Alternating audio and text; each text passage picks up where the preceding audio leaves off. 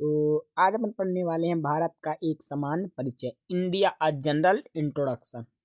समान परिचय, general introduction. जैसे हमारा देश का नाम भारत है, आप सभी लोग जानते हैं। प्राचीन काल से अब तक भारत को अनेक नामों से पुकारा गया है। प्राचीन काल में भारत को विशाल उपमहाद्वीप भारतवर्ष के नाम से जाना जाता था।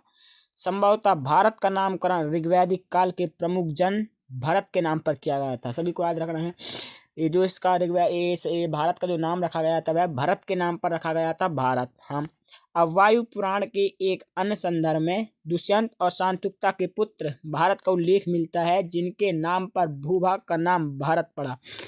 वास्तव में भारत शब्द का सर्वप्रथम उल्लेख पुराणों में ही मिलता है। तो इसमें याद रखेंगे कि सर्वप्रथम जो भारत शब्द का उल्लेख किसमें मिलता है, पुराणों में मिलता है। भारत में जम्बूद्वीप दक्षिणी भारत का निवास स्थल, मैं आपको बता दूं, ये सबसे पहले भारत, तो ये अपना भारत का नक्शा है। अपने भारत में अभी वर्तमान में 28 राज्य हैं और 28 राज्यों की राजधानी आप सभी को याद करना है उसके आधार पर।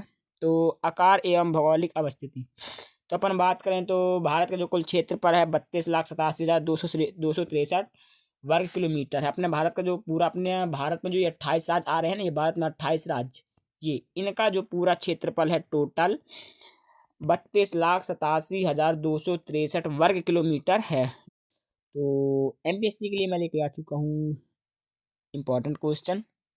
तो बिना टाइम वेस्ट करके अपन लोग देखते हैं। पहला क्वेश्चन है, यदि आप कोहिमा से कोट्यम की यात्रा सड़क मार्ग से करते हैं तो आपको मूल स्थान और गंतव्य स्थान को मिलाकर भारत के अंदर कम से कम कितने राज्यों से होकर गुजरना होगा। मतलब कहने की मतलब, यदि आप कोहिमा से कोट्यम, मतलब कोहिमा से लेकर कोट्यम तक यदि आप रास्ता मतलब यात्रा करेंगे वो भी सड़क मार्ग से, तो आपको कितने देशों से होकर गुजरना पड़ेगा। तो आपको टोटल 7 देशों से होकर गुजरना पड़ेगा। इसका राइट आंसर होगा 7। दूसरा क्वेश्चन है, भारत के निम्नलिखित राज्यों के उनके भौगोलिक क्षेत्र के घटते क्रम में व्यवस्थित कीजिए। तो इसका होगा राजस्थान, महाराष्ट्र, कर्नाटक, तमिलनाडु, आंसर सी। और तीसरा क्वेश्चन है, भारत तथा पाकिस्तान के मध्य सीमा रेखा का एक उदाहरण है। तो इसका मैं समझा दूं कि भारत तथा पाकिस्तान के मध्य सीमा रेखा का जो उदाहरण होगा जाएगा वह होगा जो अध्यारोपित सीमा। भारत और पाकिस्तान, मैं आपको इसमें मैप के द्वारा समझाना चाहूँगा कि ये अपना भारत है और ये है पाकिस्तान।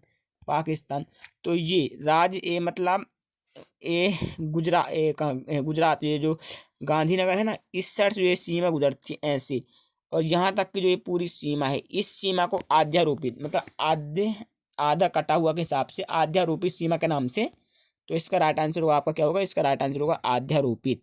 अब